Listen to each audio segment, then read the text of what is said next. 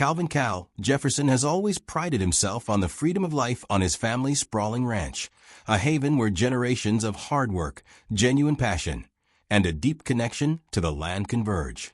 A former horse trainer turned rural entrepreneur, Cal now splits his days between managing the ranch and serving his community as a local agricultural advisor.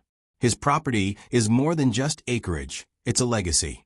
Wide, open pastures dotted with grazing horses, rustic barns that echo with memories, and a sense of wild, unbridled independence define his life. Every sunrise brings the sound of hooves pounding on soft earth and the gentle neighs of his beloved horses, symbols of the freedom he cherishes and strives to preserve. However, not everyone in Maple Grove Estates appreciates this free-spirited way of living. At the heart of the neighborhood's rigid cookie-cutter order is Kerren, the self-appointed queen of the Homeowners Association HOA.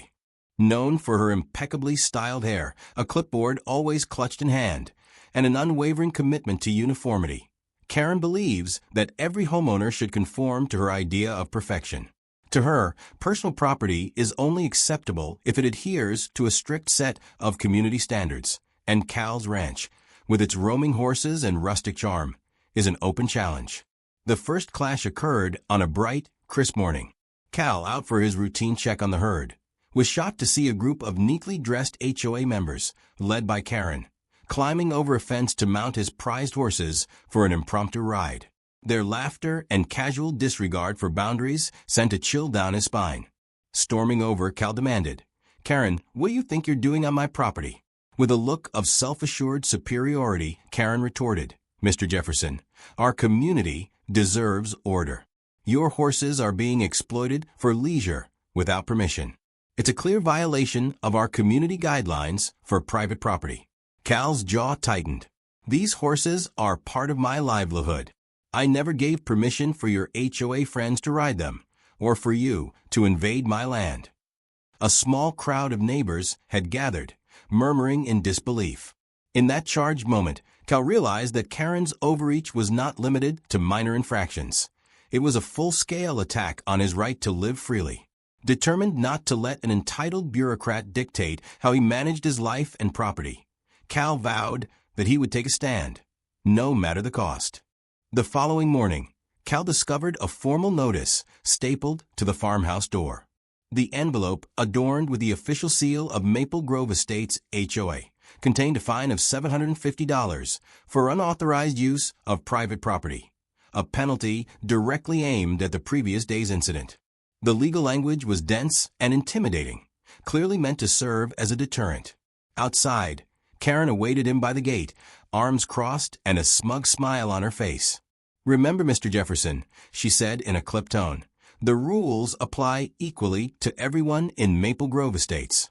Your failure to secure your property and prevent unauthorized horse riding is unacceptable." Cal, though frustrated, refused to be cowed. He gathered all his property documents, along with records of his long-standing traditions of hosting community events on his ranch, and visited the local zoning office. A sympathetic official reassured him that no local ordinance prevented him from using his land as he saw fit, though the officer warned him that the HOA was notorious for twisting regulations to suit its own agenda. Still, the pressure mounted. Early the next morning, unannounced inspectors arrived at the ranch. Clipboard in hand, they meticulously measured fence lines, inspected the stables, and peppered Cal with questions about his security practices. Each intrusive visit felt like an attack on his autonomy, a calculated effort to force him into submission under Kerren's oppressive standards. That evening, at an emergency HOA meeting held in the overly sterile community center, Kerren took the stage with a stack of notices and a steely gaze. "Effective immediately," she declared, "any homeowner found in violation of our community standards will face additional fines and legal action." Her words reverberated throughout the room, instilling fear in some while leaving others quietly outraged. Cal sat in the back, his resolve hardening with each word, determined to document every unjust action and prepare for the fight ahead. In the days following the meeting, Kerren's tactics escalated rapidly. Neighbors began to murmur about fines for the most trivial of infractions. An untrimmed hedge here, a slightly ajar gate there. It became clear that Kerren was systematically targeting anyone who dared to express individuality on their own property. Her crusade against nonconformity was relentless, and the sense of oppression began to spread throughout Maple Grove estates. Cal, unwilling to let his cherished ranch be reduced to a mere pawn in Kerren's game, installed discreet security cameras around key areas of his property, especially near the stables and the horse paddocks. Night after night, he reviewed the footage, noticing a disturbing trend. Inspectors would arrive in coordinated pairs shortly after each HOA meeting, their presence growing ever more intimidating. On several occasions, shadowy figures in plain clothes, presumably hired by the HOA, could be seen lingering near his property, as if ensuring that every boundary was strictly monitored. Late one evening, while compiling what he dubbed the Ranch Freedom Files, Cal received a confidential tip from a disillusioned board member. In a hushed phone call, the board member revealed, fines mysteriously disappear when homeowners make large donations to the HOA fund. It's not about maintaining order. It's about consolidating power and profit. The revelation struck Cal like a bolt of lightning. This wasn't just about unauthorized horse riding. It was a manifestation of systemic corruption. Every new piece of evidence, photographs, video clips, and testimonies from similarly aggrieved neighbors, only deepened Cal's resolve. The Ranch Freedom Files became his secret arsenal against the arbitrary abuses of the HOA. Determined to expose this corruption, Cal began to plan a counterattack that would not only defend his property, but also rally the entire community against Kerren's oppressive regime. One brisk morning, Cal awoke to a sight that made his blood boil. Heavy machinery was parked near his stables, and sections of his pasture had been re-fenced with industrial-grade materials. The HOA, under Kerren's orders, claimed these modifications were necessary for community safety and to prevent further violations. But Cal knew better. It was a thinly veiled attempt to impose a sterile, uniform standard on his beloved ranch and strip him of his freedom. Furious and resolute, Cal gathered every scrap of evidence from his Ranch Freedom Files and prepared for a public showdown. At the next HOA meeting, held in the stark, fluorescent-lit community center, Cal strode to the podium with quiet determination. "Ladies and gentlemen," he began, "what you're about to see is undeniable evidence of an abuse of power, a violation of our right to live freely on our own property." He proceeded to project video clips that captured unannounced inspections, aggressive measurements of his stables and paddocks, and even off-the-record snippets of board members discussing kickbacks and hidden agendas. As the footage played, the room fell into a heavy silence. Neighbors began to murmur their own stories of arbitrary fines and invasive inspections, and the collective discontent grew louder by the minute. Kerren, seated at the front with a glare that could cut glass, attempted to interject. "These measures are for the benefit of all residents." But her protest was drowned out by the mounting evidence. "This isn't just about one ranch," Cal continued. "It's about our fundamental right to manage our property without undue interference. We deserve transparency, respect, and the freedom to live as we choose." As the meeting progressed, more homeowners stood up to share their experiences, transforming the once quiet room into a chorus of defiance. Cal's bold confrontation had ignited a spark of rebellion that threatened to dismantle Kerren's oppressive regime once and for all. Cornered by the weight of mounting evidence and an increasingly unified community, Kerren resorted to a final, desperate gambit. Late one humid evening, as tensions reached their peak, she decided to call the police.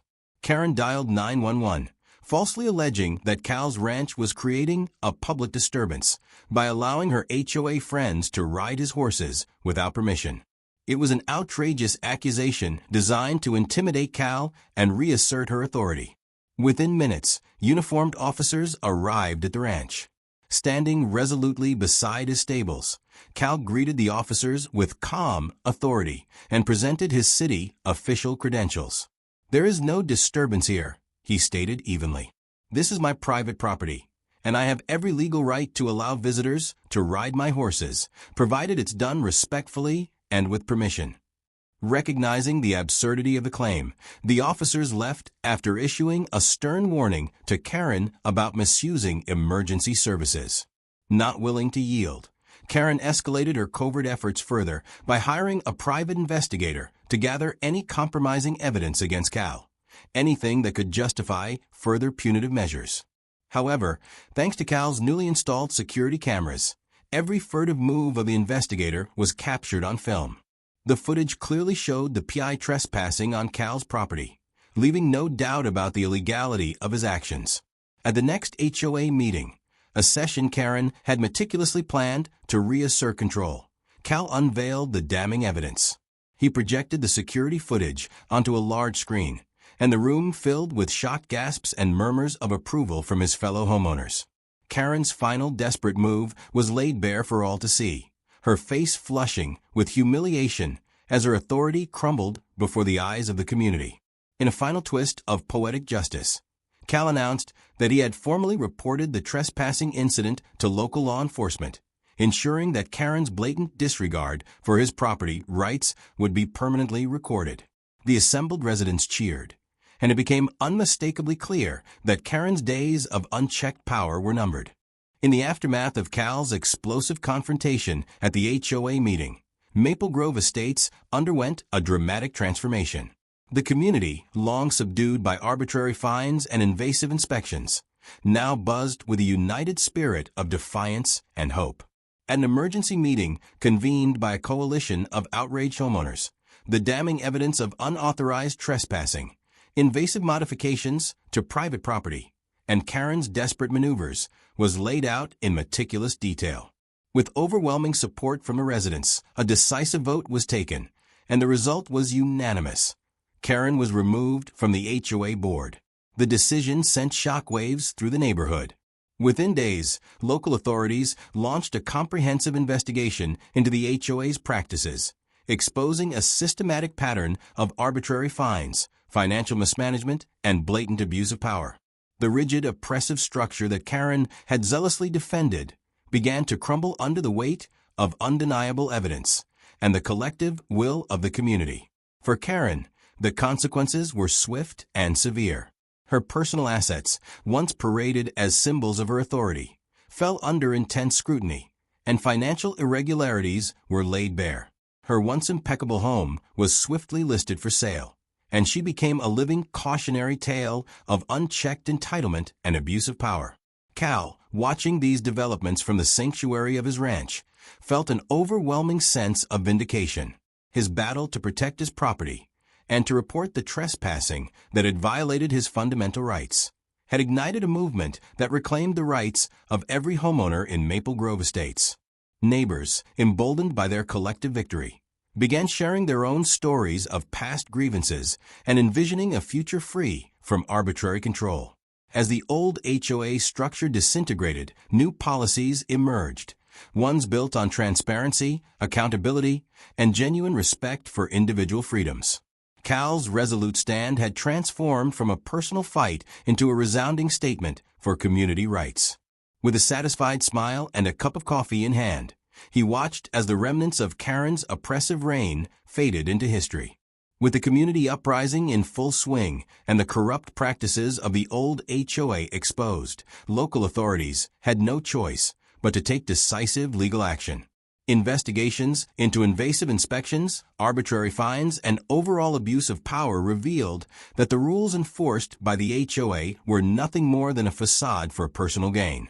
The city imposed steep fines on the HOA for violating homeowners' rights, and a class action lawsuit was swiftly filed on behalf of the aggrieved residents. At a press conference held in the newly reformed community center, Cal stood before a crowd of reporters and relieved neighbors. "Today, we've proven that no one is above the law," he declared in a measured tone. "Our community will no longer be held hostage by arbitrary rules and unchecked power." This legal victory marks the beginning of a new era for Maple Grove Estates. As court dates were set and legal documents piled up, individual board members began facing personal legal consequences for their roles in the oppression. Even Kerren's longtime legal advisor came under investigation for facilitating the HOA's unethical practices. The collapse of the old system was not merely symbolic. It was a comprehensive legal reckoning that sent a clear message to communities everywhere. Fairness, transparency, and respect for individual rights must prevail. For Cal, this legal triumph was the final power move, a vindication of his long-fought battle against tyranny. The class action lawsuit not only promised financial restitution for the wronged homeowners, but also paved the way for a complete overhaul of community governance. Maple Grove Estates was now poised to enter a future defined by respect, cooperation, and true neighborly spirit. As the legal and public consequences mounted, Kerren's personal life began to unravel in dramatic fashion. Once the unyielding enforcer of Maple Grove Estates' arbitrary rules, she soon found herself isolated, ridiculed, and financially ruined. The scandalous spectacle of her allowing her HOA friends to ride Cal's horses without permission, and her brazen trespassing on private property, turned her once formidable reputation into a public laughingstock. Within weeks, her prized sedan was repossessed amid mounting debts, and rumors of personal turmoil spread like wildfire through the neighborhood. Whispers of a crumbling marriage and the collapse of her once impeccable authority became the talk of Maple Grove. The very system she had championed to enforce conformity now turned against her, leaving her as a stark example of unchecked entitlement. In a final bitter twist, Kerren attempted to salvage her reputation by seeking employment in property management. Instead, she was offered an entry-level position as an assistant property manager for another HOA, a public admission of her dramatic fall from grace. At a local networking event, a former neighbor couldn't help but quip, "I hope you enjoy following the rules now, Kerren." The remark, laced with humor and triumph, perfectly encapsulated her complete and humiliating collapse. Cal, watching these developments from the peaceful refuge of his ranch, felt a deep sense of poetic justice. His fight had never been solely about protecting his property. It was about defending his right to live freely, without interference from those who wield power to impose conformity. Kerren's humiliating downfall, documented in every piece of evidence and echoed in the laughter of her former enforcers, served as a powerful reminder that unchecked entitlement ultimately crumbles under the weight of truth and community unity. In the months following Kerren's dramatic downfall, Maple Grove Estates blossomed into a community reborn. The dark days of arbitrary fines, invasive inspections, and overbearing rules gave way to an atmosphere of creativity, collaboration, and genuine respect for individual freedoms. Neighbors gathered for impromptu barbecues, seasonal festivals, and lively block parties where the spirit of independence was celebrated with gusto. Cal, whose once cherished ranch had been the target of unauthorized horse riding and trespassing, now enjoyed his property in peace. At a spirited neighborhood celebration honoring their reclaimed rights, a jovial resident presented him with a handmade HOA violation notice for excessive trespassing resistance. The crowd erupted in laughter as Cal held the sign high and remarked with a wry smile, "They really tried."